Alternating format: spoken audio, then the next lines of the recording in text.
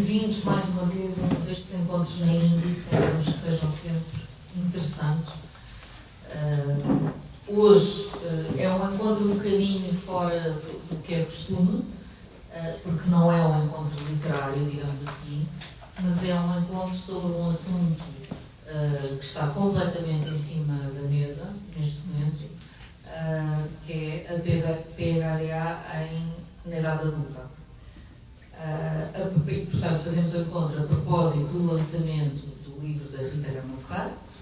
Estou sempre a mim, acho que toda a gente, este estou sempre a mim ecoa em várias pessoas que estão aqui com certeza, que eu nunca ouvi ninguém dizer ando com uma vida tão pacata. Ninguém diz isto.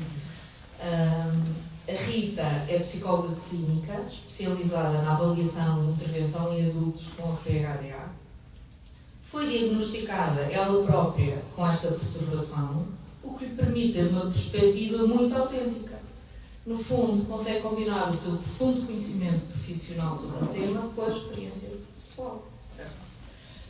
Isto faz-me lembrar uma neurologista americana que uma vez teve um AVC e não sabia exatamente o que é que se estava a passar.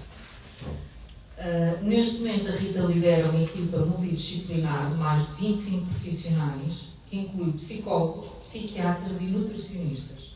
Criou também um curso de PHDA no adulto, dirigido a psicólogos, e colabora em formações de colegas na mesma área.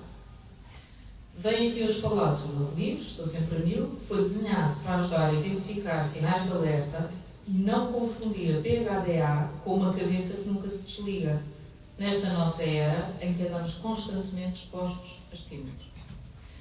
Gustavo Jesus é médico psiquiatra, doutorando em neurociências, e aqui a diferença do doutorando, porque como tem 3 filhos, não consegue falar. Atualmente é uma grande referência em Portugal no acompanhamento de adultos com PHDA. É diretor clínico do PIN, que é um centro de referência clínico para perturbações de desenvolvimento. Pronto, e esta apresentação podia ir por aqui fora, porque o currículo do Gustavo Jesus podia demorar mais 10 minutos. É muito comprido, mas eu resolvi resumir, porque para este contexto era esta a parte que era importante. Então vamos começar a nossa conversa. Rita, o título do teu livro, Estou Sempre a Mil, como eu tinha há bocado, faz eco, eu acho que em toda a gente que está aqui. O que é que te motivou a escrevê-lo? Porque acho que hoje em dia está sempre toda a gente a mil, não é? Porque é que sentiste esta necessidade de diferenciar a condição da PHDA com o simples stress do cotidiano? Foi inspirado na tua experiência profissional e nas pessoas que te foram aparecendo? Sim, obrigada antes de mais. Estou muito feliz por estar aqui e por estar aqui ao lado do Dr. Gustavo, que é uma referência, portanto fico muito contente por estar. Sim, isto é na sequência da minha experiência profissional. A verdade é que ouvimos falar de PHDA hoje em dia, ou de ADHD ou de TDAH, se calhar através das redes sociais, cada vez é aquilo que vamos ouvindo mais, e chegam pessoas à consulta a achar que têm ou querem ser avaliadas, mas porque se identificam atualmente com os sintomas. Na verdade, não se identificam desde sempre, que é um critério super importante quando avaliamos esta perturbação. E fez-me pensar bastante sobre o porquê é que tanta gente procura uma avaliação, um diagnóstico de PHDA. Portanto, que agora há toda uma ideia que está na moda ter PHDA, ou que toda a gente tem um bocadinho de PHDA, o que é impossível, pelo menos que eu saiba, do meu conhecimento. Então tive necessidade de procurar, de investigar muito, e a verdade é que cada vez mais conseguimos perceber que, tendo em conta toda a estimulação que temos diária, e não necessariamente referente só à tecnologia, nós associamos muitas vezes a estimulação à tecnologia, mas a estimulação vem desde que nós acordamos com um despertador e vamos ver o e-mail, porque precisamos de ver se estamos em atraso com a resposta a alguma coisa, que ligamos as notícias, estamos constantemente a ser bombardeados com uma data de notícias, tudo. Ou seja, está a acontecer, nós estamos a saber. Hoje em dia funciona assim.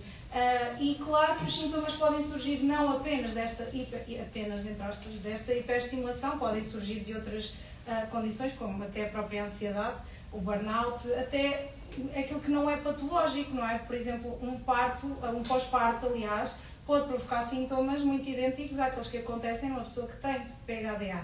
E acho que faz todo o sentido nós começarmos a diferenciar para podermos fazer diagnósticos o mais corretos possível e ajudar também quem não tem o diagnóstico, mas na minha ótica tudo o que traz sofrimento é preciso ser olhado e observado e tratado, e por isso também dar a atenção merecida a quem não tem PHDA, mas tem estas dificuldades, surgem no dia-a-dia, têm impacto em vários contextos, e foi por isso que surgiu esta necessidade de escrever este livro. Rita, a PHDA é muito associada à infância.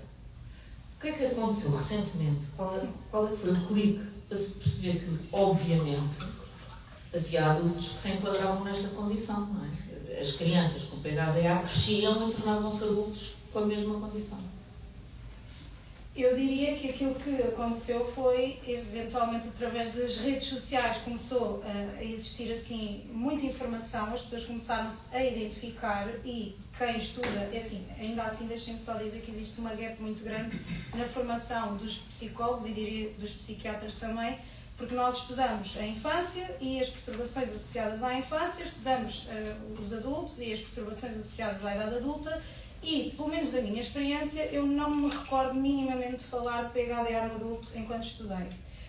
E o que aconteceu, no meu caso, foi que tive uma paciente que me falou sobre estes sintomas de ADHD e eu fui estudar, naturalmente, porque acho que é isso que se deve fazer quando não temos conhecimento, e foi quando me identifiquei e comecei a perceber que isto existe no adulto, porque de alguma forma isto é como diz o Barclay, é relativamente crónico. E, portanto, se nascemos ou se desenvolve ao longo da nossa infância, do nosso desenvolvimento, mantém-se na idade adulta. E verificamos que há adultos que continuam com os mesmos sintomas, porque os sintomas são os mesmos da infância, manifestam-se de forma diferente porque é muito contextual, ou seja, as exigências de uma criança, da vida de uma criança, não são as mesmas exigências que um adulto tem. E o adulto tem exigências desde que acorda até que vai para a cama, precisamente porque muitas vezes tem filhos e ainda tem que fazer jantar e tem que o ter em casa, não se pode esquecer de comprar, tem que dar banhos, ou seja, é uma exigência desde que nós acordamos até ao momento em que vamos dormir, enquanto que as crianças não têm esta exigência toda, ou pelo menos é mais aceitável que uma criança seja mais agitada, que não esteja sempre a prestar atenção. Nos adultos não, isto traz muito sofrimento ao adulto, também à criança naturalmente, mas ao adulto, porque depois é a mãe que é distraída e que nunca se lembra de nada.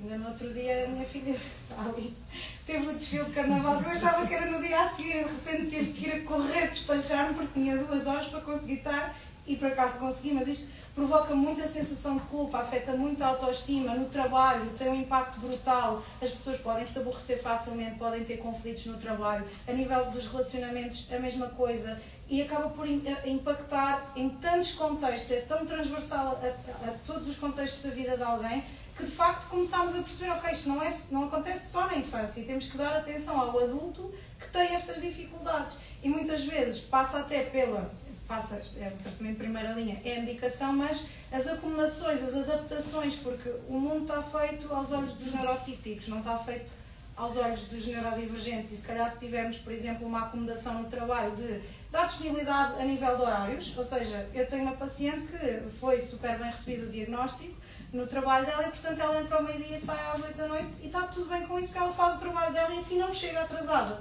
E portanto, já não temos o problema de chegar constantemente atrasada e disso afetar depois aquilo que é a autoeficácia, aquilo que ela identifica que são ou não as capacidades dela. Portanto, diria que foi começarmos a observar dificuldades nos adultos que estariam, se calhar, mais associadas àquilo que é ser uma criança. Eu tenho muitos pacientes que dizem: eu continuo a sentir que sou uma criança, parece que dependo de alguém para o resto da vida. E isto é frustrante. E então foi ver estes sintomas transversais ao longo da vida da pessoa, a mudar apenas na forma como se manifestam, que começou a trazer, de facto, esta hipótese de que, sim, mantém-se ao longo da vida. E, de facto, mantém-se, não é? Rita, e como foi o teu processo diagnóstico? Como é que isso te afetou a ti? Com que idade é que foste diagnosticada? Então, eu fui diagnosticada há mais ou menos 3 anos e, como eu disse há bocado, começou com uma consulta em que uma paciente me fala da ADHD, que viu no TikTok, e eu fui investigar e sabia muito pouco, ou sabia associado, lá está, à infância. Procurei na altura instrumentos de avaliação e hoje sinto que foi uma avaliação até, não digo que mal feita, mas insuficiente, porque eu não tinha conhecimento suficiente, mas tentei dar ali o meu melhor. E foi o momento em que eu estou a utilizar um instrumento que é a DIVA, e que toda a checa em todos os quadradinhos, na idade adulta e na infância. Eu assim, isto é estranho. E levei isto para a minha psicóloga, depois para o psiquiatra e acabei por ser diagnosticada, mas para mim, eu não sinto que tenha tido uma reação, não sei se negativa ou desadaptativa, não sei que palavra utilizar, não sinto que eu tenha tido, pelo contrário, para mim foi ok, isto dá resposta a tanta coisa, isto faz sentido. Foi um alívio. Completamente, foi a resposta que eu precisava para uma data de questões internas que não estavam resolvidas e que a terapia também nunca teria sido suficiente. Eu precisava de ter o nome do diagnóstico, é o dar nome às coisas, no fundo, nomeá-las, e isto ajudou-me muito. E depois também ter aqui as terapêuticas adequadas àquilo que eram as minhas dificuldades, e ajudou-me muito. E para além de que isto é quase irónico, mas a PHDA foi o que me dificultou tanto a vida na infância, e atualmente é aquilo que me faz sentir-me muito realizada, porque é com o que eu trabalho, e sinto que de alguma forma há outras pessoas que estão a sentir este finalmente, porque acabei por me dedicar, e depois o famoso hiperfoco nisto acaba por ser uma ajuda. Dá-te um super poder como psicóloga. Uma psicóloga que acompanha adultos com PHDA e que tem PHDA tem um super poder, sabe coisas que os outros não sabem.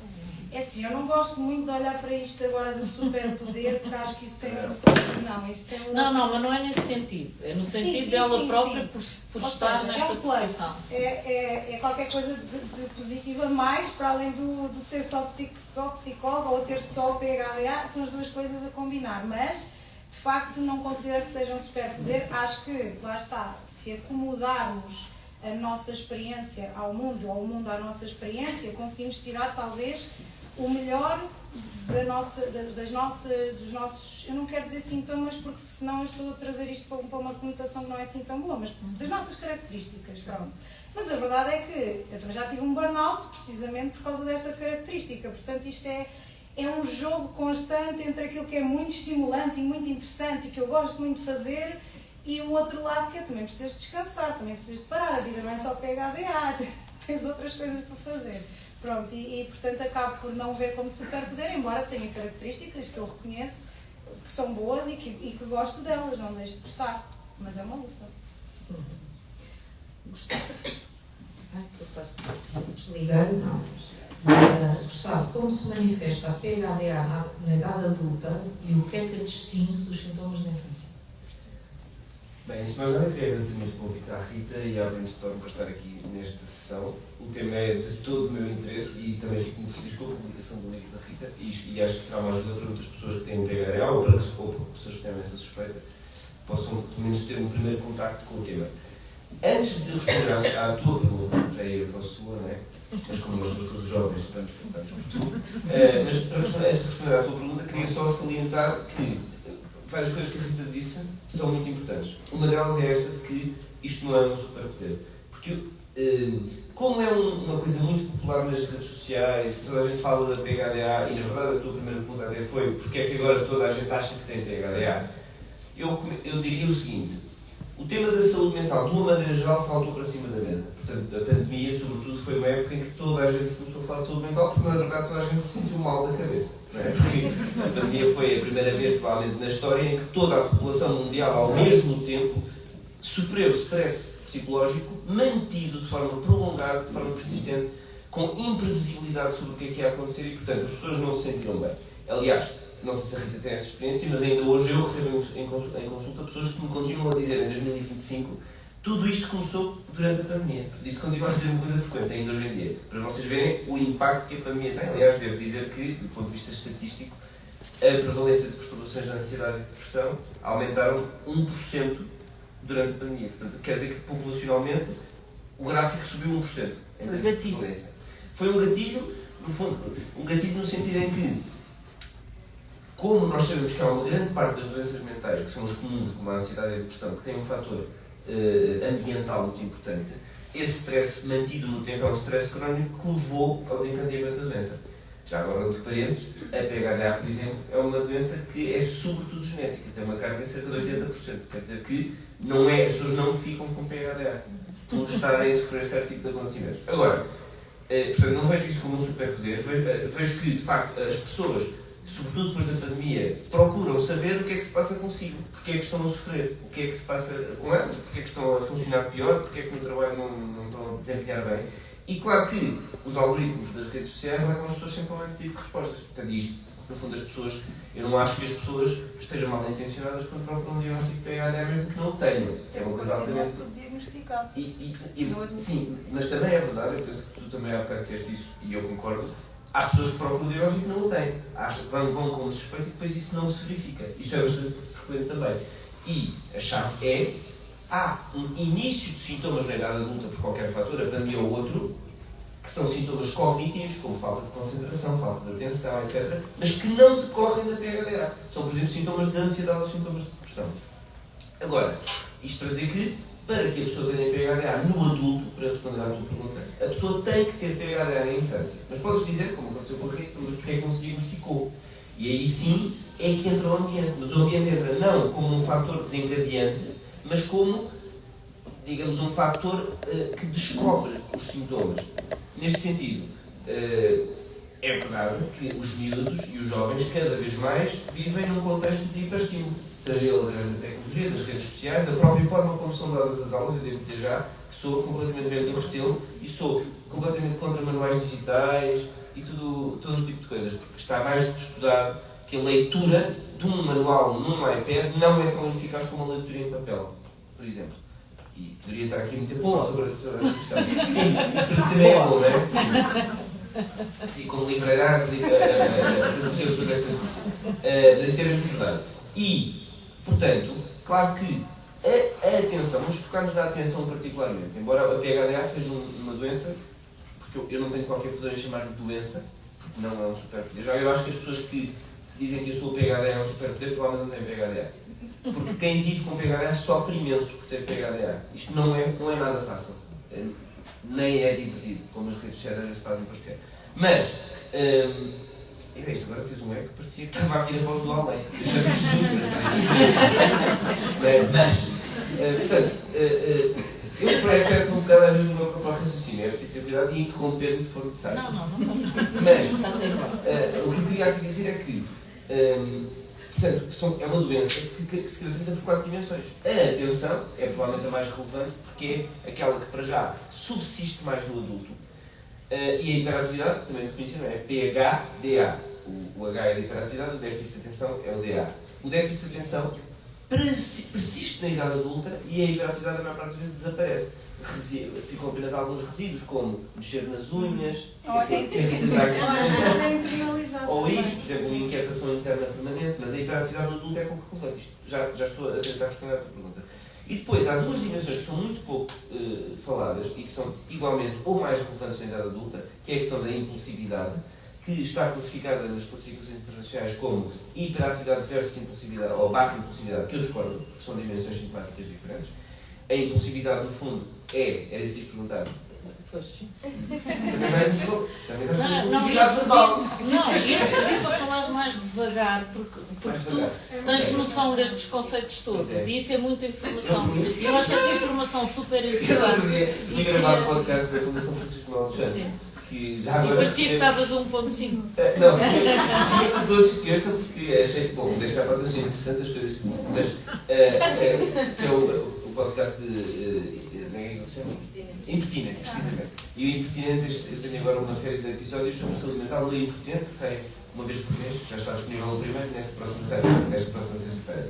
E, quando eu acabei de gravar o podcast, a produtora olhou para mim e eu disse: correu bem? E ela: sim, mas o Gustavo costuma falar muito péssimos podcasts. Que eu tenho a ideia, falo sempre assim, não vejo diferença nenhuma. Vamos ver. Depois disseram que quando publicaram nas redes sociais os chefes tiveram que reduzir a velocidade. É verdade. Mas eu, por exemplo, quando consigo ouvir podcasts, sempre acelerar. Bom, isto porquê? Mas porquê que eu estava a pedir para reduzir? Diz mesmo. Porque estavas a falar dos sintomas, e é aquilo que as pessoas querem ouvir, não é? Portanto, exato. Se isto é de atenção, que é no fundo, na verdade não se devia, eu já ouvi a Rita dizer isto na televisão e concordo plenamente com ela, não se devia chamar de déficit de atenção, mas chama de desregulação da atenção, porque as pessoas estão No fundo, o que isto significa é uma incapacidade de manter a atenção sustentada no tempo numa atividade prolongada, sobretudo se for aborrecida ou se for considerada aborrecida por uma pessoa, mas versus períodos de grande intensidade de manutenção da atenção para, que é o que se chama o hiperfoco, para uma coisa de que se gosta. Isto é aquilo que é mais disfuncional da idade adulta, porque é aquilo que interfere com ser trabalhador, ser um estudante universitário, ser pai, fazer horários noturnos, etc, etc. A hiperatividade, como disse, fica apenas como um resquício. E depois, os que eu estava a dizer, quando nos apercebemos que eu estava a falar demasiado depressa, eram a impulsividade e o outro que é a desregulação emocional. A impulsividade caracteriza-se por ser, no fundo, ela pode se manifestar de diferentes maneiras.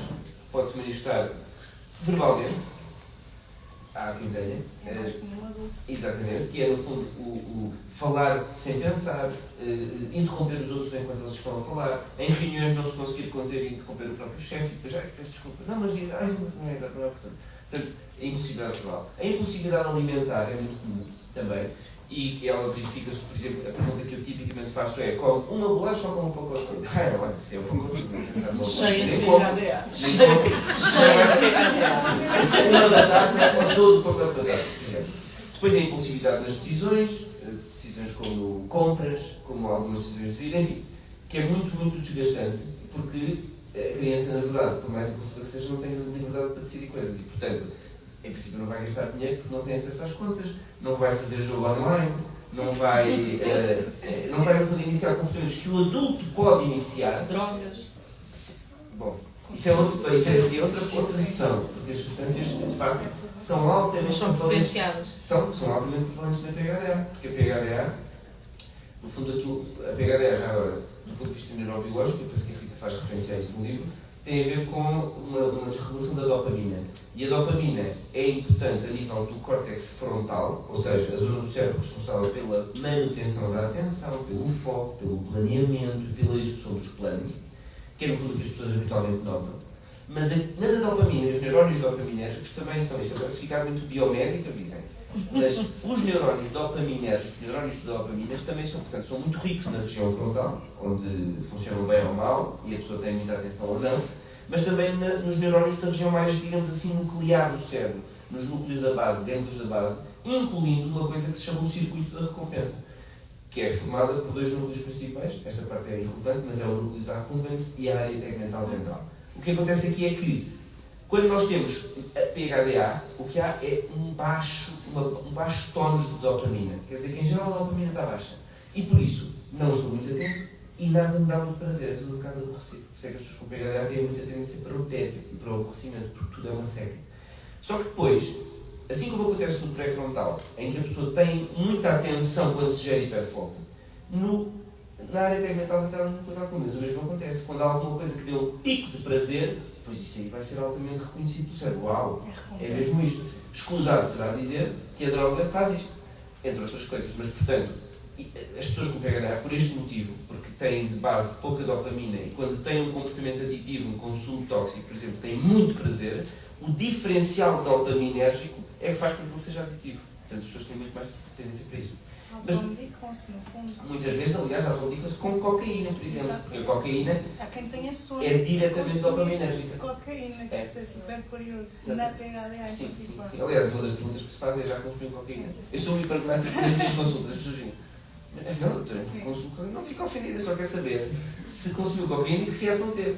Porque as pessoas que têm PHDA, quando consomem cocaína, ao contrário da generalidade da população que fica acelerada e fica a curtir bué a música, as pessoas com PHDA ficam a apanhar uma lenda seca no discoteca.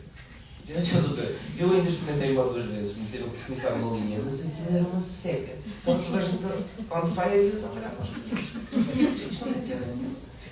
Mas só para acabar esta minha parte, temos a desregulação emocional. A desregulação emocional é muito importante na idade adulta. No fundo, ela na verdade é importante a partir da adolescência.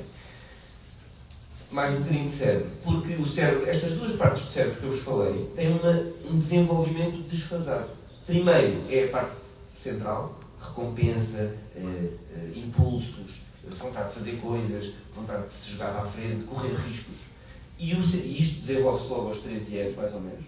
E depois a parte frontal, que é filtros, planeamento, tranquilidade, ponderação, só se desenvolve completamente 10 anos depois. Portanto, há ali 10 anos muito preocupantes, que se chamam adolescência, como toda a gente sabe, em que há muitos impulsos e muita desregulação emocional e muito pouco capacidade de Muita decidir. parvoíce. Mas isto só para dizer que, na idade adulta, tudo isto é muito exacerbado, porque no fundo, aliás, até há alguns autores que falam na PhD como, digamos, eternos adolescentes. Eu pensei muito sobre isso também. Crianças que se sentem Sentem crianças. as crianças. Porquê? Porque há uma desregulação emocional grande, uma impulsividade frequente. Portanto, e na idade adulta, isto tem impactos muito diretos nas relações interpessoais, nos conflitos conjugais, despedimentos de empregos, abandonos de cursos superiores frequentemente, tudo isto é verdade. E só para fechar esta resposta, porque como disse, se a Francisca não me interromper, eu não me vou calar. Eu estou a levantar isto e vou calar a seguir ao que vou dizer. É que eu tenho mais perguntas. Acredito-me. Por isso vou só dizer mais isto, que é, antigamente havia esta concepção de que a PHDA... havia esta concepção de que a PHDA era uma doença só da infância. Na verdade, devo dizer que do ponto de vista da classificação da classificação das doenças, a PHDA só foi definida oficialmente nos anos 80, também para responder à sua pergunta, mas porquê é que agora é que se fala dos adultos? Porque os dos anos 80 só agora é que estão a ficar adultos, não é? Entre os quais eu me incluo. Porque eu nasci nos anos 80, embora pareça muito mais jovem. E então, o que é que eu queria dizer com isto? É difícil de falar comigo, já se percebe. O que eu queria dizer era que as pessoas que eram diagnosticadas a partir dos anos 80 só agora é que estão na idade adulta. Portanto, agora é que se pode estudar e perceber o que é que se passou com esses miúdos. E houve uma fase, que há uns 20 anos atrás, em que a ideia vigente era que metade das pessoas, quando amadurecia, por causa da tal formação daquela zona do cérebro que é responsável pelos filtros, metade das pessoas deixavam de ter PHDA. Hoje sabe-se que isso é mentira. Saiu um estudo recente, em 2023, na American Journal of Psychiatry, que mostra que esta estimativa que era feita tinha a ver com avaliações pontuais do tempo. Ou seja, vamos supor que estudamos 1000 crianças na infância, têm PHDA não sei quantas, e depois vamos avaliar as mesmas na idade adulta, e naquele momento do tempo metade não tinha. Só que o que não se tinha percebido nessa altura é que ao longo do tempo há variação nas características clínicas. E, portanto, não só há variações do próprio indivíduo, por exemplo, e no caso da mulher isto ainda é mais relevante, porque a mulher, por exemplo, tem ciclos hormonais todos os meses, tem gravidezes, tem pós-parto, que são uma desgraça para a PHDA, menopausa, portanto, tudo isso faz variar ao longo da vida os sintomas. E depois, estamos a falar de fatores intrínsecos que fazem variar os sintomas e fatores extrínsecos. O ambiente, qual é o trabalho, se é um atleta de alta competição ou se é contabilista, faz muita diferença. Porque o atleta de alta competição trabalha por picos, não é? Trabalha por empreitadas e isso é bom para a PHDA. Agora o contabilista, coitado, também tem os picos, porque é o IVA, quando tem que se pagar o IVA, não é? Pois pá, é assim, dou os meus parabéns ao contabilista que tem foco em contabilidade, porque de facto sabe que coisa aborrecida é a melhor. Por isso, para já acho que chega, não é?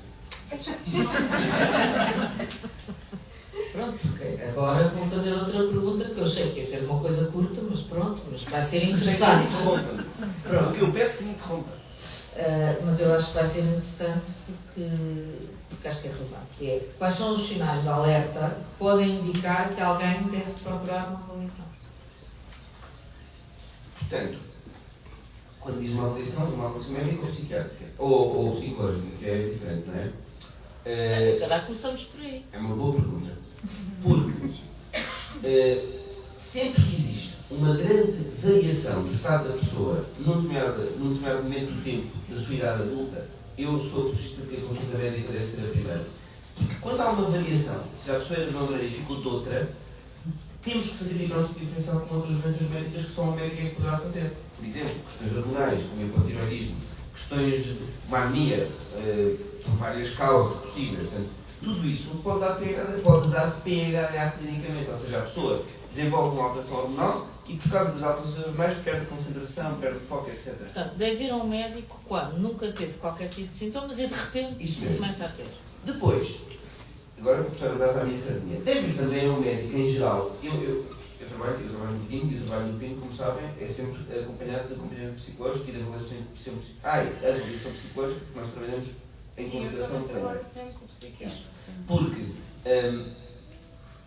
excluídas todas as causas médicas para os sintomas, ou seja, a pessoa não tem hipotiroidismo, não tem anemia, está tudo ok, e é mesmo THDA, o tratamento farmacológico, como já disse a Rita, no adulto é a primeira linha. Ou seja, não há nada tão eficaz como a medicação para a PHDA.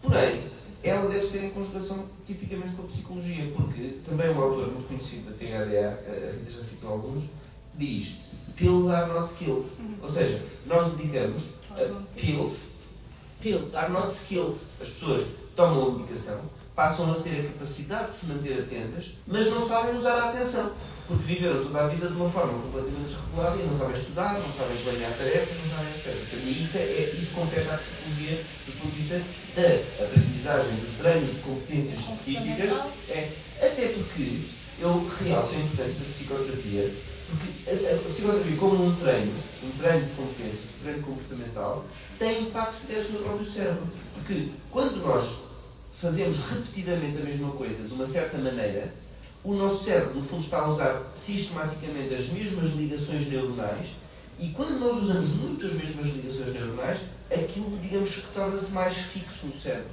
Por exemplo, nós vamos fazer ski e se estivermos a deslizar no ski, se a neve estiver virgem, é complicado, não é? A pessoa pode ir para um lado, pode ir para o outro, como já me aconteceu, sair da pista. Mas se esta pista já estiver muito utilizada e os skis das pessoas já tiverem feito os trilhos, muito provavelmente nós vamos só seguir os mesmos trilhos que já foram traçados.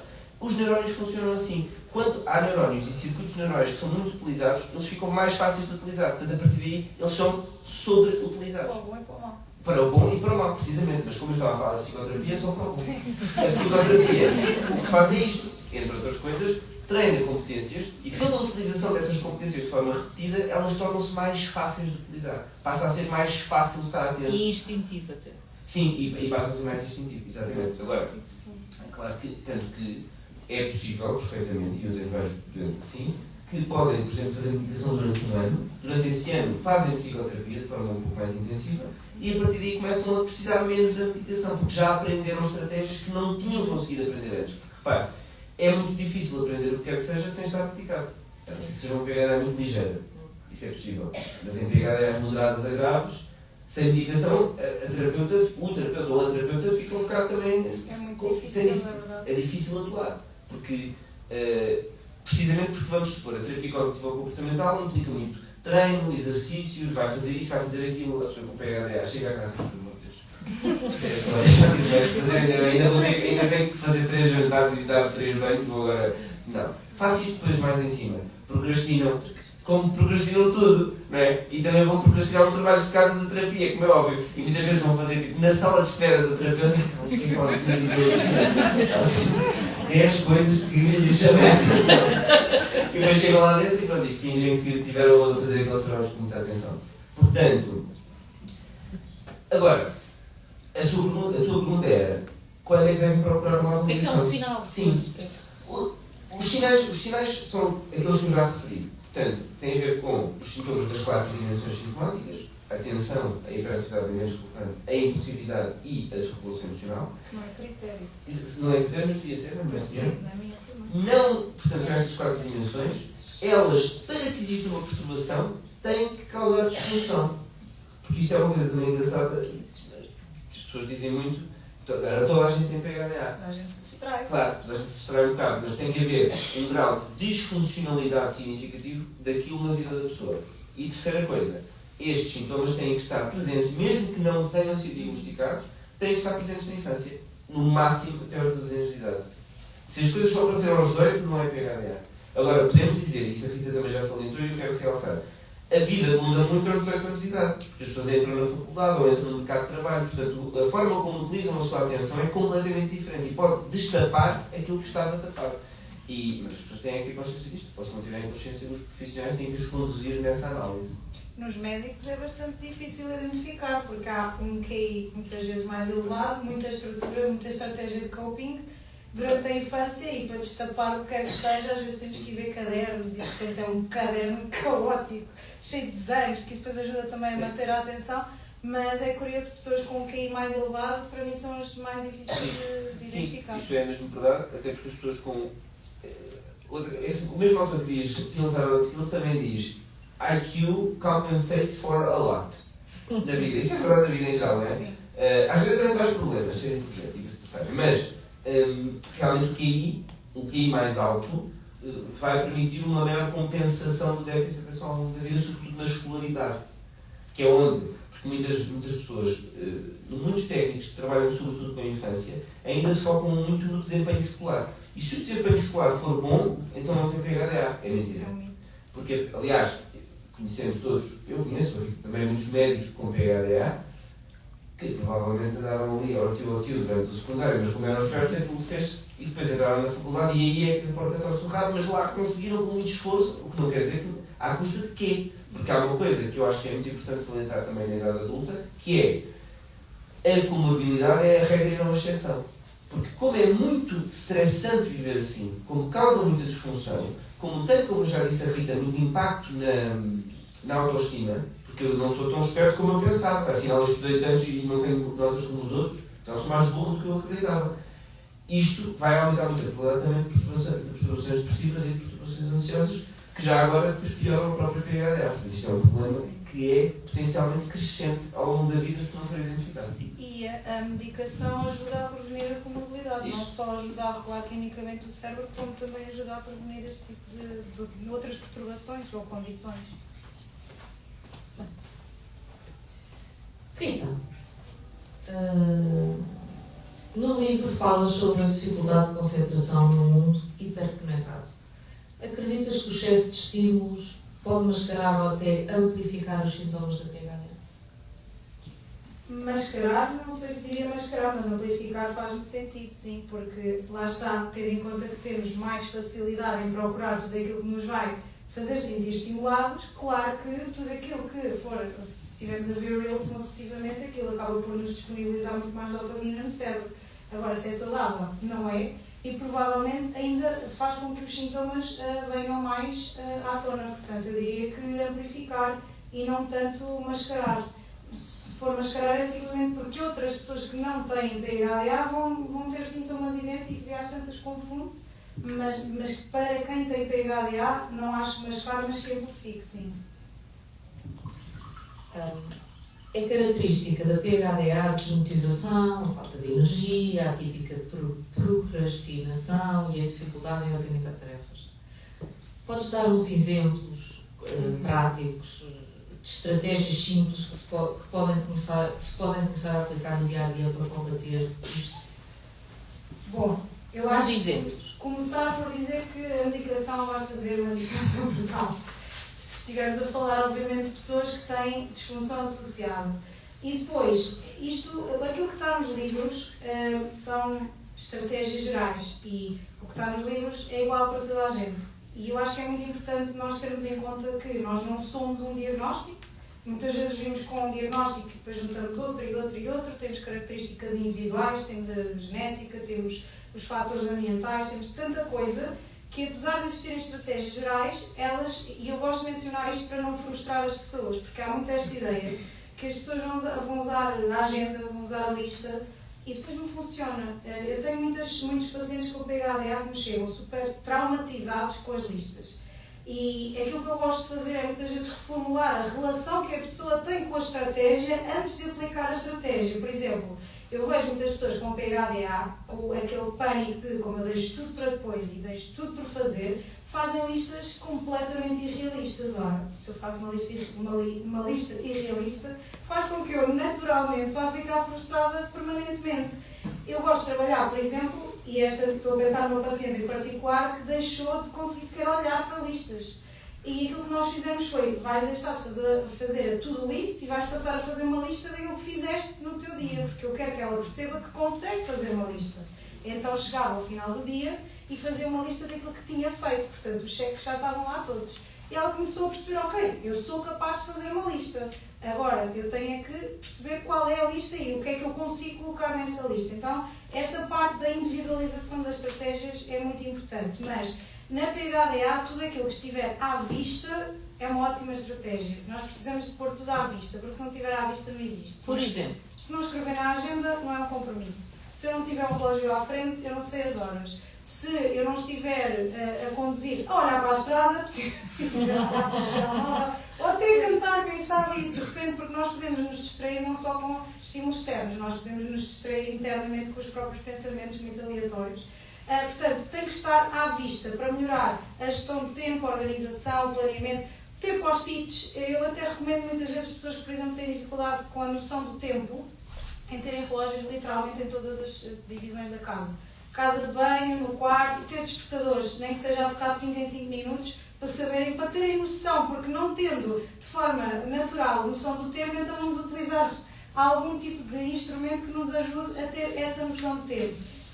Lá está, os post-its que nos ajudam visualmente a ter tudo organizado, cores, porque as cores ajudam-nos também a organizar, por exemplo, se tivermos uma família em que até temos vários elementos, que é muito comum, com PHDA, ter no frigorífico uma tabela com uma cor para cada elemento da família, para saber este filho tem natação naquela hora, a mãe tem que chegar ao trabalho naquela hora, dividir por cores, associar as cores a cada pessoa. Portanto, eu diria que tudo o que são estratégias visuais vão funcionar muito melhor do que outras estratégias que possam eventualmente sugerir.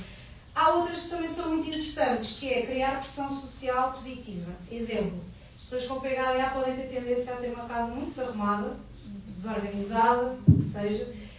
Então, criar pressão social positiva pode ser eu convidar alguém para ir à minha casa para eu de repente ter uma deadline, eu vou ter que arrumar a casa toda em 10 minutos. E super eficaz naqueles 10 minutos a arrumar a casa. Não arrumou durante uma semana, em 10 minutos arrumou a casa inteira. É uma boa pressão social positiva, se for da vontade da pessoa naturalmente. Estudar, que é muitas vezes muito difícil. Sair da zona onde está habituado a estar e procrastinar. Tirar tudo o que é elementos distratores, telemóveis, ligar notificações, ou pôr noutro lugar. Ir para um sítio onde, das duas uma, ou está silêncio e é mesmo propício para estudar, uma biblioteca, qualquer coisa do género. Ou, se for um sítio mais movimentado com barulho, utilizar, por exemplo, os fones de cancelamento de ruído, também funciona. Ou há pessoas que funcionam, eu funciono muito bem, a ouvir música sem letra. Não pode ter letra, senão já estou distraída. Pronto.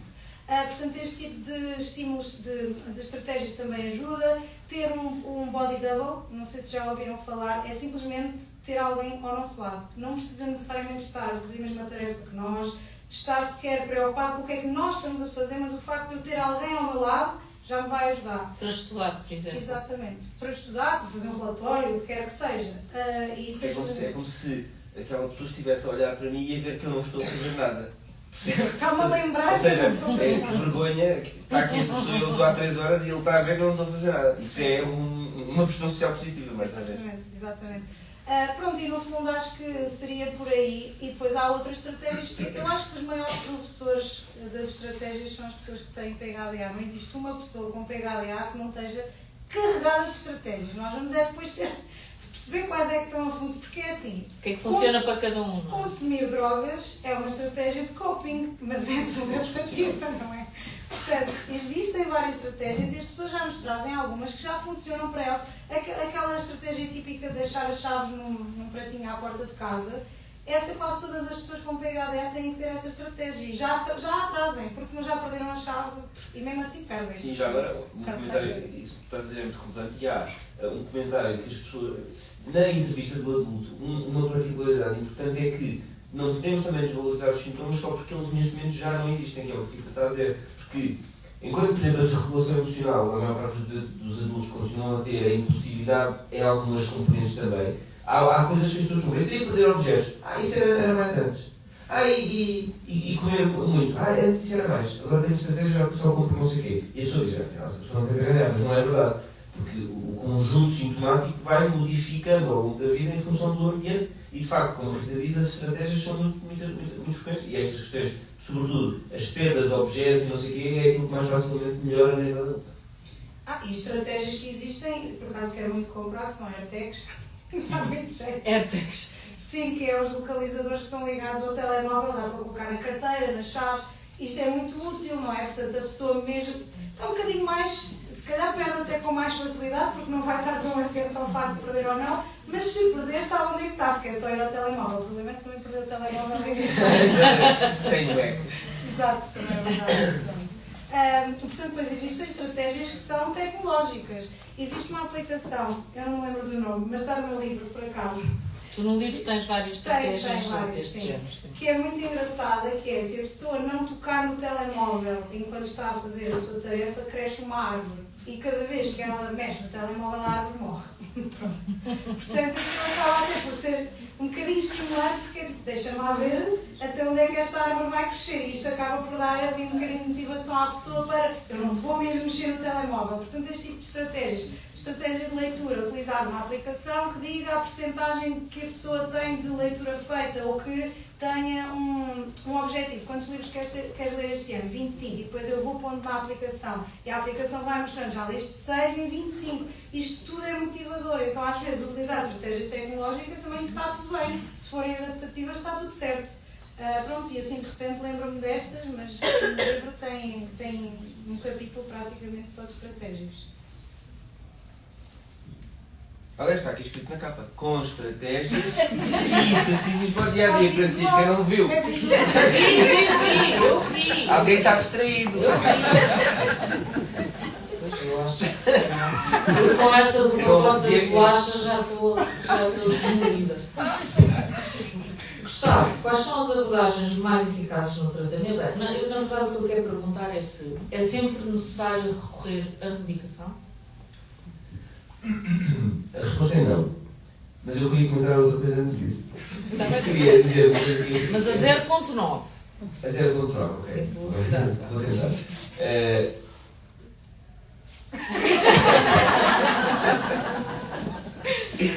Estão a gostar mais? Sabem, agora eu lembrei-me de uma coisa. Conhecem o que? Sabem o que é o Millennial Gap? Sabes o que é o Millennial Gap? Tu não és Millennial, és Gen Z. Não, eu tenho 31 anos. Como está a estar? Pronto. O Millennial Gap é aquele... 31. Sabem aqueles vídeos, quando nós vamos ao Instagram e o vídeo começa e a pessoa diz assim, a pessoa faz assim: olá a todos! É o Millennial Gap, porquê? Porque os Millennials cresceram quando a internet ainda era lenta e tinha-se de esperar para a internet ligar para começarmos a falar. Sim, mas eu quando cresci já havia internet. Sim, havia, mas pronto, não era esta. Isto quer dizer que os Gen Z, mas os Gen Z começam o vídeo imediatamente assim que ele começa. Os Millennials não esperam um bocadinho, que é para a rede ligar. Bom, mas o que eu queria dizer com isto é que O sistema de recompensa é mais é, saudável. mas por isto e muitas outras coisas, de facto, a Rita falou de um mundo hiperestimulante. E eu já ouvi a Rita dizer isto noutros contextos, aqui não disse, mas eu acho que para ficar bem claro e para responder aí uma pergunta que a Francisca já fez, não há mais pessoas com PHDA por causa disto. Ou seja, as pessoas não estão. A prevalência de PHDA não vai aumentar por causa de tecnologia. Não é porque o mundo está muito estimulante que há mais pessoas com PHDA. O que acontece é que elas tornam-se clinicamente relevantes. Porque, como a PHDA tem uma carga genética de 85%, não é porque os telemóveis são altamente disponíveis que há mais pessoas a mexer com aquele género, não é? Isso não é assim que funciona. Agora, tal como a psicoterapia, dizia a Rita há bocado, a Rita aliás mencionou isso, para o bem e para o mal, tal como a psicoterapia treina o cérebro e treina os neurónios no sentido de estar mais competentes, de estarem mais competentes a estarem atentos, mais competentes a planear e executarem, a tecnologia, sobretudo quando as crianças e jovens são expostos precocemente a ela, treinam o cérebro mal.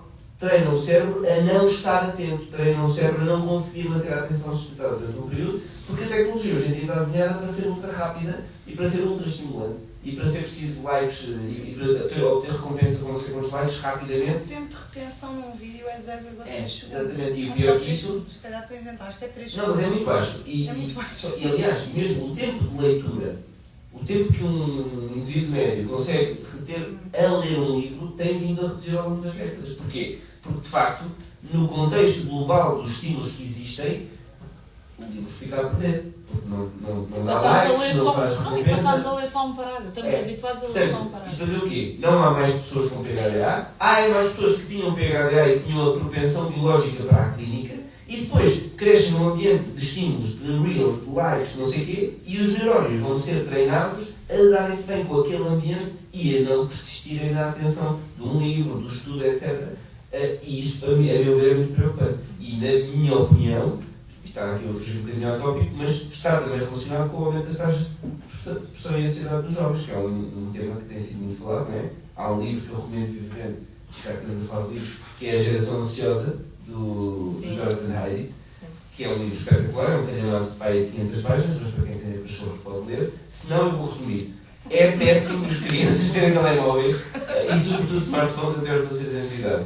E isso tem a ver com isto, porque se um cérebro é treinado algoritmicamente para só estar ligado a coisas rápidas, a estímulos imediatos, etc., não se vai dar bem no mundo, porque o mundo não é assim. O mundo real não é assim. Porque depois, no momento em que a pessoa entrar no mercado de trabalho, ou na faculdade, ou em qualquer outro sítio, não dá, não vai estar adaptado.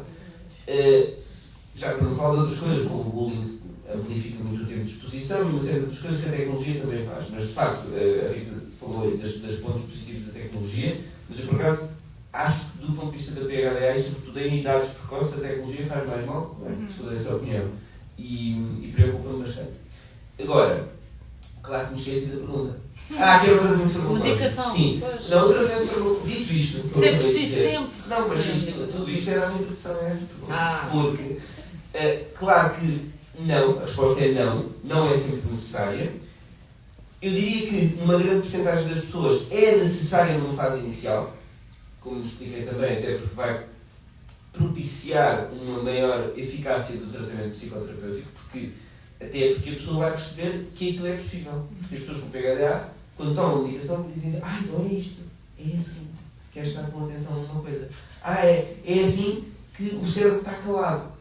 E param de estar tipo 5 canais de televisão ligados ao mesmo tempo dentro do próprio cérebro, que é o que as pessoas com PHDA sentem. É um brainstorm de várias pessoas. As pessoas com medicação sentem isto, sentem uma coisa súbita e maravilhosa. E isso é um referencial. É um referencial para o tratamento, até para o tratamento psicoterapêutico. Portanto, não é necessário para todas as pessoas, para formas ligeiras não é necessário, para formas moderadas e graves será sempre necessário na fase inicial, e depois, no fundo, a partir de um certo momento de maturidade do tratamento, a forma mais provável é das duas uma. Há pessoas que têm uma PHDA realmente muito intensa e têm que fazer medicação sempre. Já depois posso falar um pouco sobre a medicação, também há muitos mitos associados a isso. Uma grande porcentagem das pessoas fará alinhamento, ou seja, fará em períodos de maior exigência, de segunda a sexta, só nos dias em que tem reuniões, enfim, dependendo daquilo em que na vida daquela pessoa em particular for mais disfuncional na PHDA e que a medicação ajuda. Ok. Então, mas disseste que podias falar sobre os Sim. mitos da medicação. Eu também acho isso interessante, porque durante muito tempo falava-se da Ritalina. Assim, de como depois os miúdos andam drogados e aquela coisa toda. Sim, isso. essa frase é uma estupidez absoluta. Pronto, mas era. Eu sei que continua a ser, não, ainda dizem isso, mas basicamente é assim. Eu compreendo, eu sou médico de adultos, portanto para mim é muito fácil falar, porque eu não sou médico de crianças. E eu percebo que medicar uma criança exija mais pudor, vamos dizer assim, mais cautela do que medicar um adulto. Mas também vos vou dizer que, portanto, dentro dos medicamentos para a PHDA há dois grupos principais, os psicoestimulantes e os não psicoestimulantes. Os psicoestimulantes são de longe mais eficazes, por isso são a nossa arma de primeira escolha.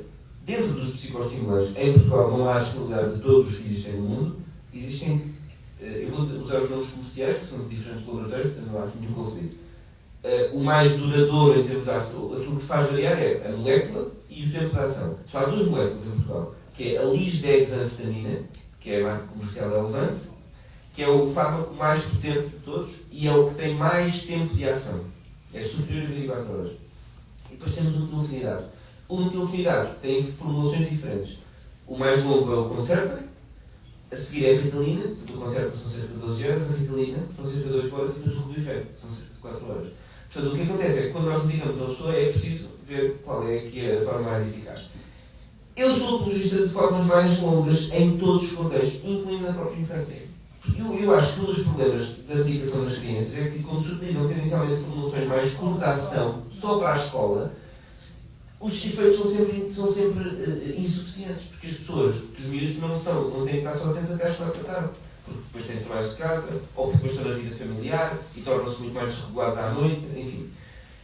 Agora podem dizer assim, mas vamos medicar os miúdos só por causa disso? Se, muito bem dito, exatamente, só porque não medicar uma criança com... Eu não estou a dizer que se tem que medicar todas as crianças com PHDA. Aliás, na infância, ao contrário do adulto, em que a primeira linha é farmacológica, na infância é ao contrário. A primeira linha é psicoterapêutica e só se ela falhar, no PIN é assim que atuamos, de acordo com as guidelines, só se a intervenção psicológica falhar, é que vai a intervenção farmacológica.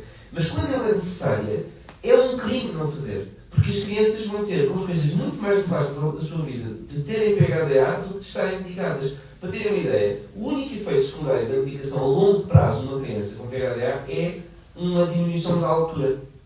Porque, como os medicamentos da PHDA reduzem o apetite, há menos aporte calórico e, portanto, as crianças, em média, crescem menos 1 cm, ou coisa que vai. É assim, acho completamente irrelevante crescer 1 cm versus ter sucesso académico e sentir-se uma pessoa competente. E ser mais magro. E sentir-se. Assim, já vi que o tema da dieta é particular aqui. Vamos deixar esse um debate sobre a alimentação saudável. O tema da dieta dos adultos, das crianças. Eu dava bem 1 centímetro por minuto. Ou até um braço. Braço. Bem, mas isso para dizer que os efeitos secundários a longo prazo são poucos, não é? É este que eu acabei de dizer, é o principal. Agora, o que acontece muitas vezes é que as crianças, para já as crianças dizem, mas eu não quero tomar, o meu filho não quer tomar. Quando, na verdade, as crianças também reportam, ou no fundo, traduzem os preconceitos que a família tem sobre a medicação e se um filho estiver a ver os pais a sofrerem imenso, estão a dar um comprimido. Ai, e discutem em casa, não tínhamos estado a drogar o miúdo. O miúdo adora cantar. E beber, o miúdo também veste, porra, estou-me a drogar, isto é mau. Isto começa nos preconceitos que as próprias famílias têm sobre a medicação. Agora, depois há um outro fator que é, quando se medica uma criança, a formulação da ação, o tempo da ação, a dose são altamente relevantes. Por exemplo, um dos fatores que os miúdos mais dizem, e eu tenho bastante experiência nisto, porque eu vejo os adultos, e eu vejo miúdos a partir dos 16. E, portanto, alguns deles já tinham sido diagnosticados na infância. E o que acontece muitas vezes é, foram diagnosticados e medicados na infância. Depois acabaram por não continuar a medicação porque não gostavam e os pais acharam que até não era assim tão mal e iam fazendo, iam ficando. Depois entrou na faculdade e aquilo deu um descalabro completo. E depois aí vem a consultar, realmente, afinal isso é um problema. E agora que eu já passei a pior fase que foi a adolescência, porque a adolescência era uma desregulação permanente, de uma correr riscos, etc., que seriam mitigáveis se as pessoas tivessem dedicado na adolescência, mas tudo bem. Chegou a idade adulta e eu digo, mas porquê é que isto parado? Porque eu não sentia, eu sentia-me muito parado, sentia-me apático. Isto é porque a dose era demasiado alta. Porque o que acontece é que ao aumentar a concentração, ao aumentar a capacidade de se focar, em termos gerais podemos dizer que há um tipo de pensamento que é um pensamento divergente e um pensamento mais convergente. A PHDA são pessoas que têm dificuldade em fazer pensamento convergente. Fazem muito divergente, são muito criativos, têm muitas ideias, mas não conseguem executar nada. Desculpem se estou a ofender alguém, mas é difícil executar. É a típica frase, eu começo muita coisa, mas não acabo nada. Eu já me inscrevi em não sei quantos cursos e não acabei nenhum. Depois as aulas não eram certas, e estou a pensar que estava a ter, então inscrevi-me noutra pós-graduação. Porque aquela, afinal, não era o meu tema de interesse. E quando nós temos uma dose excessiva para a criança ou para o adulto, isto também se verifica no adulto, a dose excessiva vai dar excessivo pensamento convergente. A pessoa vai sentir-se pouco criativa, pouco espontânea, vai sentir que na socialização está apagado. Não sou eu, porque eu antes era dizia uma piada, metia-me na conversa e agora não consigo. Mas isto tem a ver com a forma como está a ser medicado. Porque isto no adulto também acontece, se eu medicar mais. Mas por isso é que tem que ser muito parcimonioso a medicar, mas quando as crianças e os adultos estão bem medicados, os benefícios suplantam largamente os riscos. Riscos esses, já agora, eram os 6 mitos que eu queria só desfazer. Os 2 principais mitos são causa de dependência, é completamente falso. Eu tenho dezenas, centenas, nem sei. Sim, centenas, para não dizer se calhar milhares, de doentes com PHDA medicados que param o medicamento a qualquer momento que querem. Eu esqueço-me tantas vezes, eu acho que se fosse dependente, claro. não me esqueci. Já agora, o que é uma dependência química? Uma dependência implica um consumo compulsivo, uma tolerância aos efeitos, ou seja, ao longo do tempo vai fazendo cada vez menos efeito e eu preciso cada vez mais dose. Razão pela qual aumento sucessivamente a dose. Todos os estudos mostram que os psicoestimulantes na PHDA, depois de atingir a dose alvo, mantém-se ao longo dos anos e as pessoas não aumentam a dose.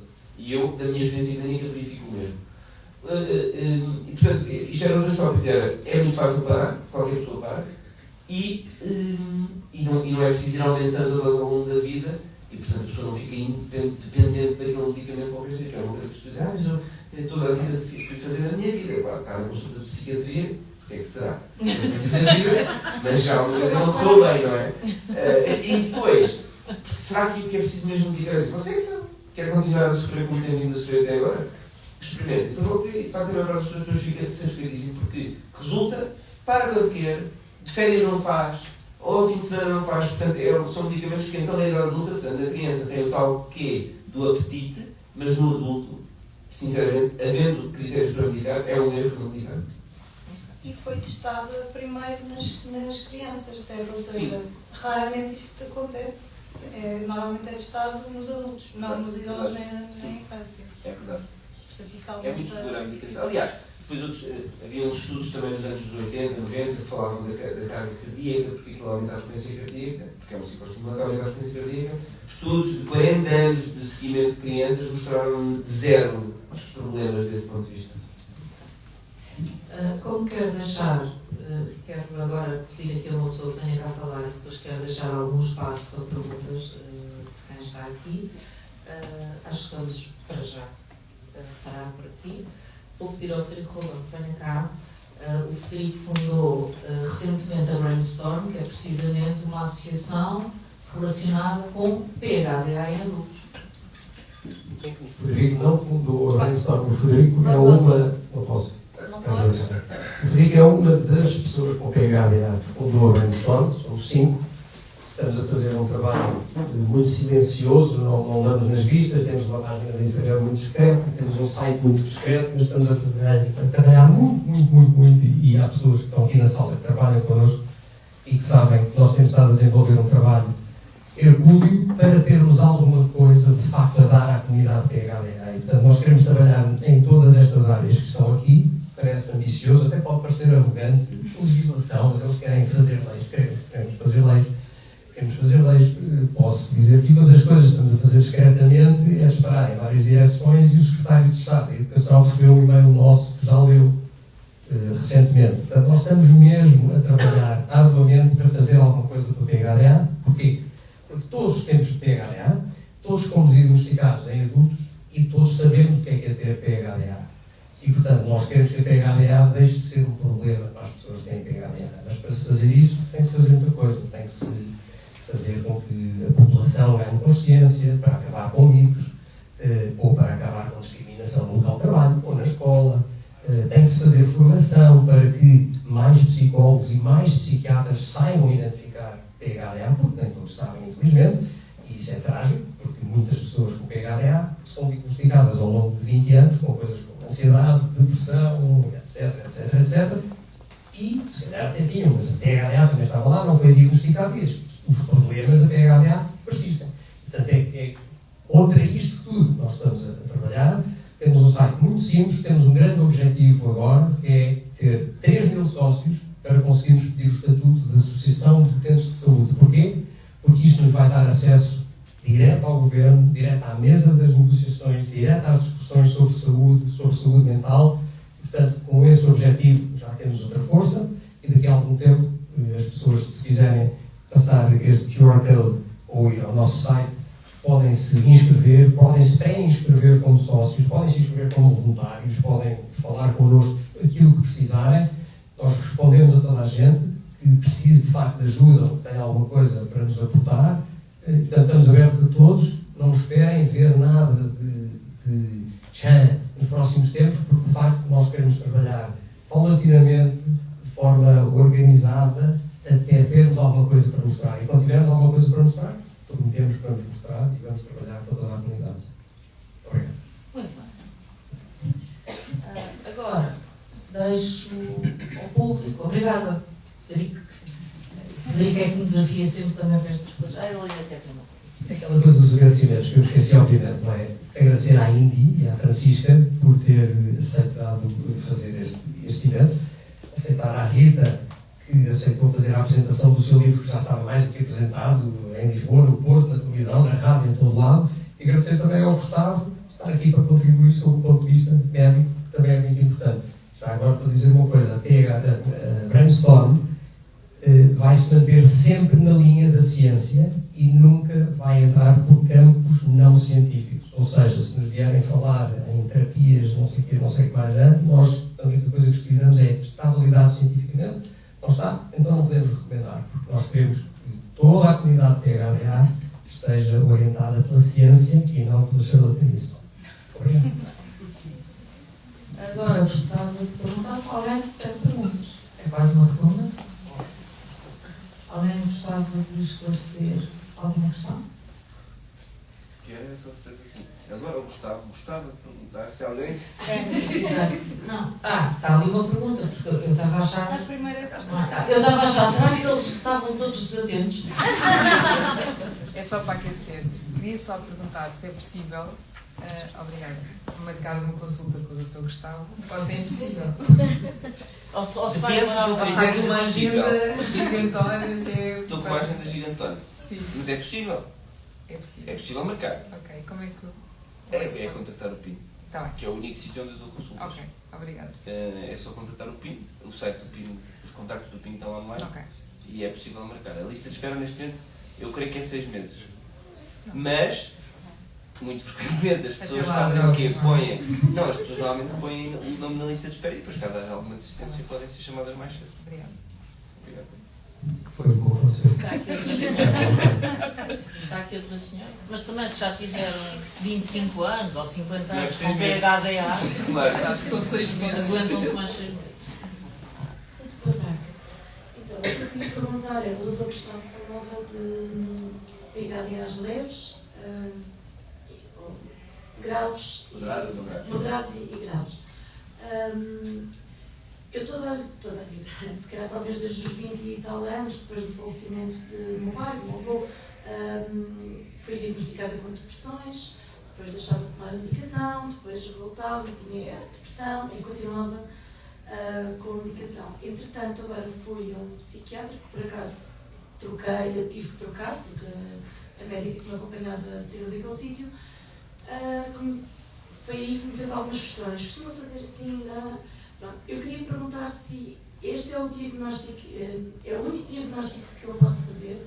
Eu não tenho propriamente uma necessidade de saber se tenho mesmo, que eu acho que sim, de acordo com todas as coisas que fui observando nas redes sociais. Mas basicamente, como é que se fazem os diagnósticos? Se podem ser feitos só por um psiquiatra ou se é realmente recomendável ir a uma psicóloga para fazer? Porque entretanto ele receitou medicação e estou a fazer o Alvance 30. O Alvance 30, não sei se há outras das mas que é Alvance. Aproveitar a consulta. Mas é assim tão difícil. Basicamente é isto. Eu queria saber como é que o diagnóstico é feito e se bastará só realmente ir ao psiquiatra e continuar a tomar medicação e esperar que faça efeito e como é que vou saber se está a resultar ou não. Bem, então o diagnóstico, e isso é válido para ambos que estamos aqui, é clínico, é da história clínica. Portanto, ao contrário do que acontece na medicina interna, em que se faz eletrocardiograma e não sei o quê, na psiquiatria, na psicologia, em todas as doenças, o diagnóstico é clínico. Por isso, sim, basta uma consulta médica, desde que a pessoa cumpra os critérios e tenha um impacto funcional suficiente, o diagnóstico está feito. Agora, não invalida a realização de uma avaliação psicológica dirigida aos sintomas da PHDA. Isto acontece principalmente. Eu próprio, dentro da nossa equipa do PIN, peço frequentemente avaliações neuropsicológicas ou avaliações psicológicas dirigidas à PHDA quando subsistem dúvidas ou quando eu quero quantificar especificamente que domínio sintomático está mais relevantemente afetado, enfim, quando eu quero aprofundar um bocadinho mais. Mas o diagnóstico é feito. E a questão da psicologia não é só importante no momento da avaliação, portanto, neste momento de diagnóstico, eu até diria que ainda é mais importante no momento do acompanhamento, que é quando vai intervir neste treino de competências, na aquisição de novas estratégias, na identificação, porque fazer o diagnóstico é só o primeiro passo. Porque depois, uma pessoa que viveu 25 anos ou 30 anos com esta questão, vai começar a perceber que havia várias coisas na sua vida que são justificáveis por aqui. E nas consultas de acompanhamento psicológico consegue-se identificar paulatinamente estas dimensões e depois fazer o trabalho terapêutico sobre elas. Paralelamente, medicada, como diz que foi, basicamente a resposta é muito clara. A única pessoa que poderá dizer se respondeu ao tratamento corretamente é a própria pessoa que foi medicada. Portanto, porque é muito notório, habitualmente, quando as pessoas fazem a medicação para a PHDA, rapidamente sentem diferenças.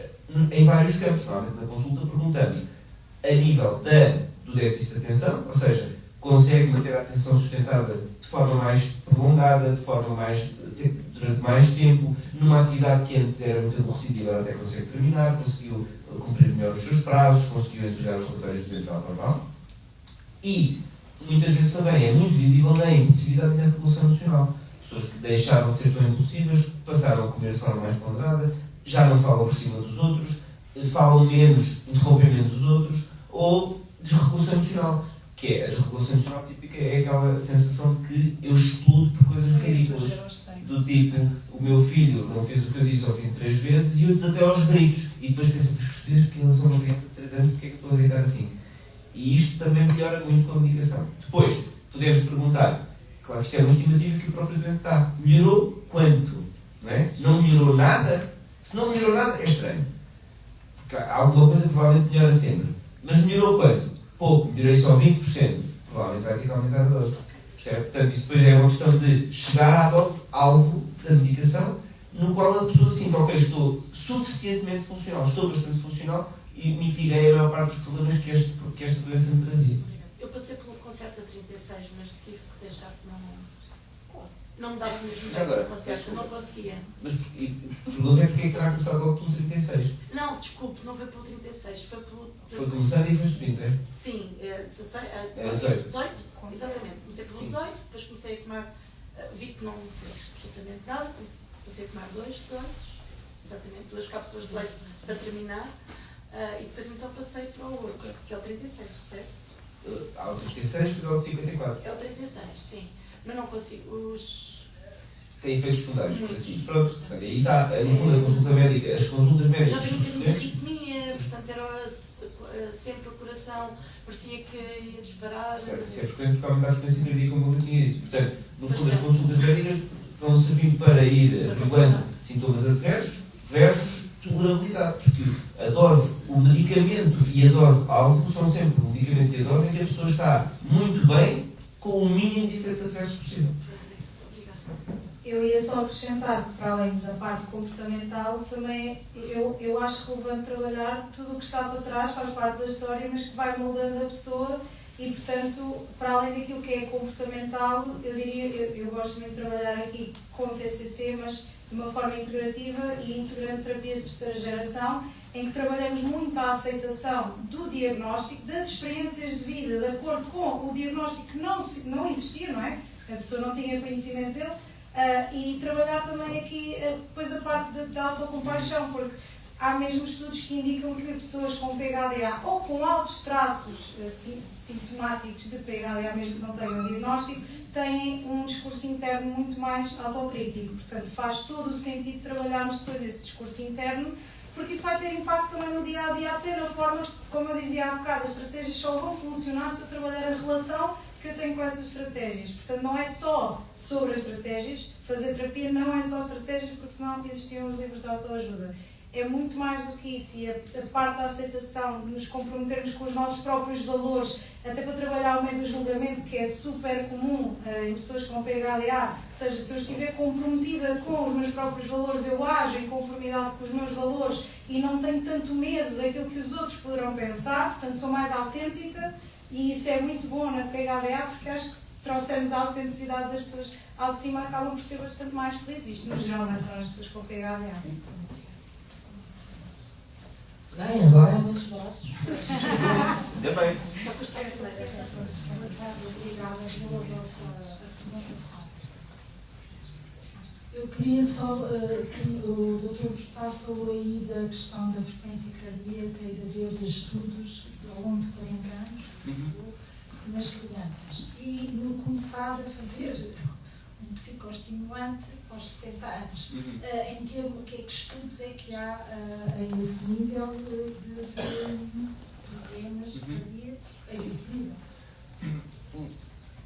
Vou já começar a responder que não é por se ter 60 anos que não se pode iniciar um psicoestimulante. A pessoa mais velha a quem eu já disse que PHDA foi 82 anos. Portanto, tudo é possível. E começou a medicação e melhorou muito. Não vou ir mais piada de melhor.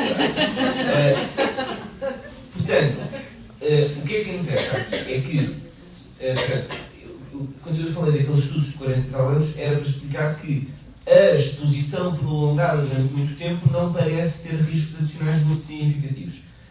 Claro que com a idade mais avançada nós temos que ter outros cuidados no sentido em que efeitos cardíacos, portanto, o aumento da frequência cardíaca pode explotar, pode desencadear doença cardíaca que estivesse já ali on the verge of, digamos, no limiar de se manifestar.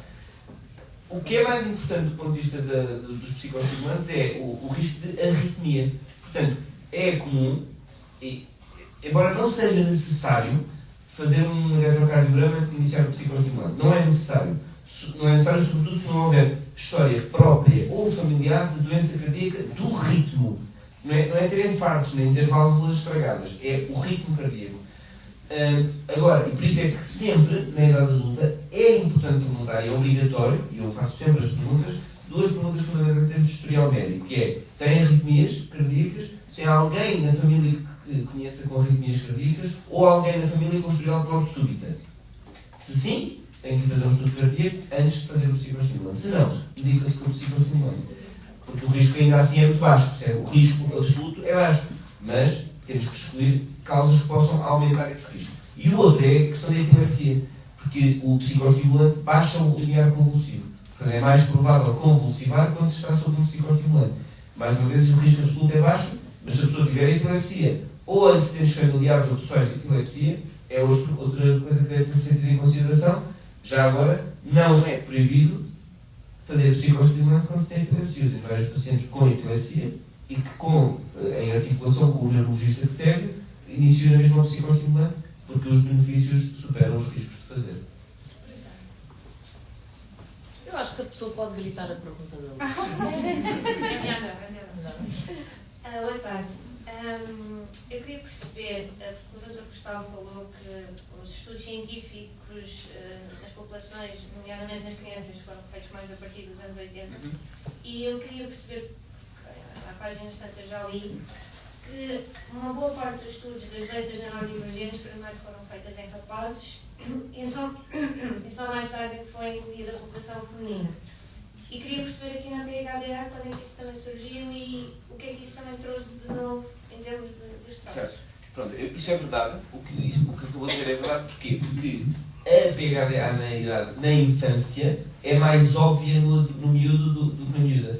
Porque, tipicamente, o que acontece é que o sexo masculino tem, na idade infantil, um fenótipo muito hiperativo, portanto é muito mexido, ainda que seja desatento, é sobretudo mexido, e isso é muito disruptivo nas aulas, na família, e portanto as pessoas vão procurar ajuda, e na rapariga a hiperatividade é uma coisa menos frequente, é sobretudo déficit de atenção. Portanto, frequentemente a criança do sexo feminino é muito desatenta, é muito bem comportadinha, mas não está a ouvir uma palavra.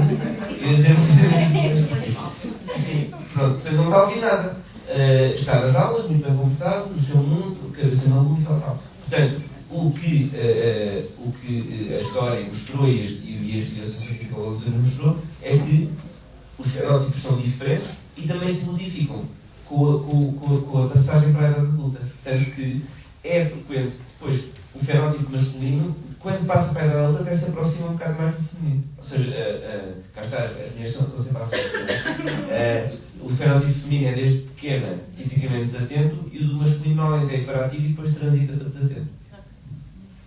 Peço desculpa, posso dizer mais uma coisa? Que é outra componente que é a desregulação emocional, que é também mais prevalente na infância e no sexo feminino. Porquê? Porque como o amadurecimento psicológico também é mais precoce na mulher, e como a mulher, a partir de uma certa idade, como todas as mulheres que aqui estão sabem, tem hormonas que flutuam de 15 em 15 dias, isso é altamente relevante, porque aumenta a probabilidade da manifestação do domínio sintomático de desregulação emocional. E, portanto, são vistas como miúdas depois que na adolescência são muito rebeldes e ficaram. Era uma vida tão calma e agora parece que ficou maluca, está sempre a responder torto, depois chora, depois grita, depois vai para o quarto. Quer dizer, me parece mesmo. Porquê? Porque, de facto, há uma propensão biológica por causa das variações hormonais para que isso aconteça sobre um terreno que já é fértil, porque a pessoa já tem a primavera. E a própria nós durante o período menstrual temos alterações hormonais que têm uma relação muito direta com a própria dopamina e diminuindo os níveis de dopamina numa pessoa que já tem baixos níveis de dopamina, naturalmente vai fazer com que possivelmente se desregule muito mais facilmente, sim. Sim. Já agora, o pior é a fase progestativa, que é quando há a progesterona, vamos dizer assim, em termos muito latos. Quando a progesterona está mais alta, a progesterona é um downer, portanto a progesterona... Por isso é que as mulheres grávidas, numa certa fase da gravidez, estão sempre cheias de sono. Sim, nos primeiros trimestres. É por isso, porque também tem uma elevada dose de progesterona. E a progesterona é downer porque é um regulador da dopamina, que é um down regulation neste caso. E o que mesmo acontece em fase do período menstrual, portanto, do ciclo menstrual.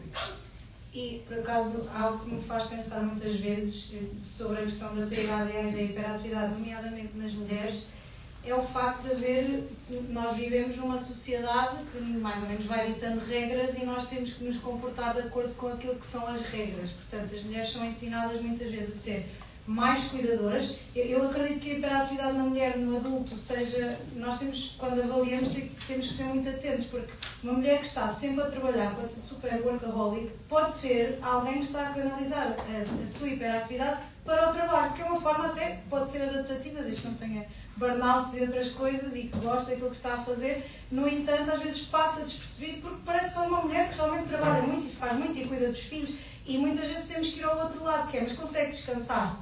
É que uma mulher que foi educada a fazer isto, provavelmente chega ao fim do dia e pensa, estou desejosa de me deitar no sofá, e realmente deito no sofá e paro, e estou relaxada. Uma pessoa com PHDA pensa isto, eu penso isto.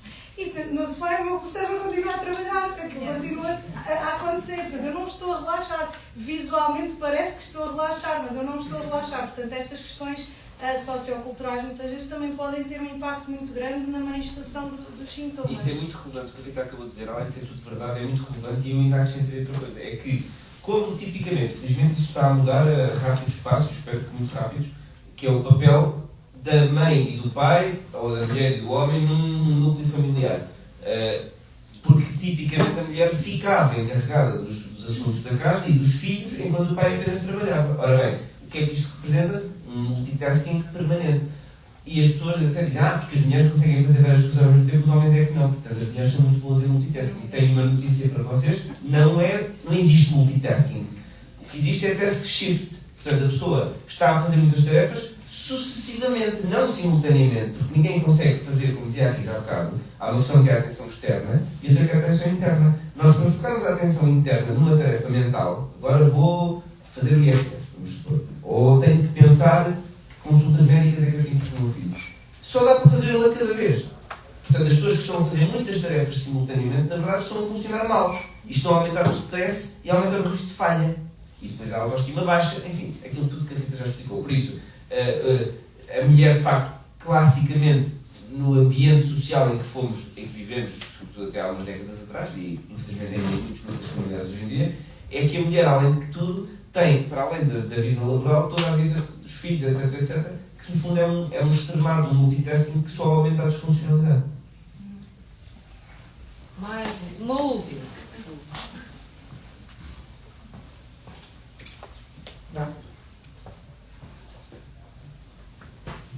Eu, como mulher, acho que agora foi bom, mas eu vim só trazer aqui uma outra forma de viver a doença, porque nós associamos muito a que os próprios sintomas são óbvios. Aqui o sintoma óbvio foi um filho de 20 anos, também tardiamente diagnosticado, e muito grata por ter sido diagnosticado. E uma mãe, ok, dele se aprende, isto parece que ela tem mais outros, que calhar a todos, logo se vê.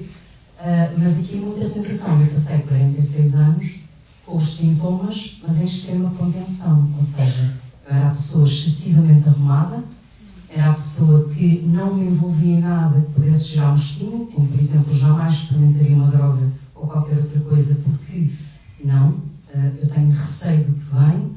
A pessoa que comia, pronto, foram as dietas que me levaram lá, porque de facto se não tivesse sido a questão alimentar, eu acho que nunca tinha procurado durante tanto tempo uma resposta, portanto era a questão do comer, tanto a parte do comer compulsivamente, como algo que eu fiquei fascinada, que era a questão de monoalimento, de repente a pessoa só consegue aquele sabor, querer aquela comida e ser capaz de ir ao fim do mundo só para comer aquela comida. Eu achei interessantíssimo. Portanto, a pessoa passa uma vida inteira em contenção, uma contenção gigantesca, Por exemplo, ok, eu compro uma t-shirt, então eu compro 4 porque eu sei que as vou perder. Portanto, eu sei que ao longo da minha vida, hoje sei, que ao longo da minha vida eu fui muito boa em encontrar todas as ferramentas e levá-las ao limite. O que é que eu sentia? E fui recebendo diagnósticos, ok, foi depressão, obsessivo compulsivo, tudo. E a única coisa que eu me sentia era exausta. Era um cansaço fora do normal, completamente assim.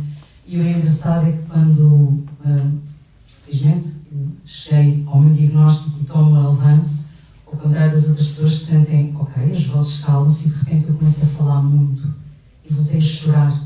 E foi o contrário, foi a medicação largou-me a contenção e ter, sabe, eu deixei de estar em esforço extremo. Por exemplo, eu nunca gritava com os meus filhos. Ou seja, eu não sou aquela mãe que tu nunca gritas. Eu não. Tipo, como gritar? Eu não posso perder o controle. Porque se eu gritar, eu vou gritar muito. Não é? Se eu comer, eu vou comer muito. Então, esse então é muito engraçado, porque para mim, eu tomo uma ansiedade que agora aqui está aqui, é a minha psicóloga, estava aqui, não está como psicóloga, está como companheira de treino. Ela nunca me conheceu sem Elevance. Mas eu chego e se tiver acabado de tomar, eu falo muito. Hoje não acabei de tomar, ok? Feito não. Mas falo muito. Sinto-me a pessoa mais livre do mundo. E é muito bom que se fale e que não se tenha medo da medicação e que não se tenha medo de ir lá com qualquer idade. E muito obrigada aos psicólogos e aos psiquiatras que trabalham nesta área por tornaram a vida de muitas pessoas muito melhor. Portanto, não é uma pergunta, é só agradecer-vos muito. Obrigado, nós. Acho que vamos dar a sessão por terminada. Eu agradeço muito a estes dois profissionais que estiveram aqui e que ainda por cima são completamente complementares e eu acho que isso tornou a sessão super interessante. Os livros estão à venda ali daquele lado, quer do Gustavo, quer da Rita, e agradeço a todos por terem vindo. Muito obrigada.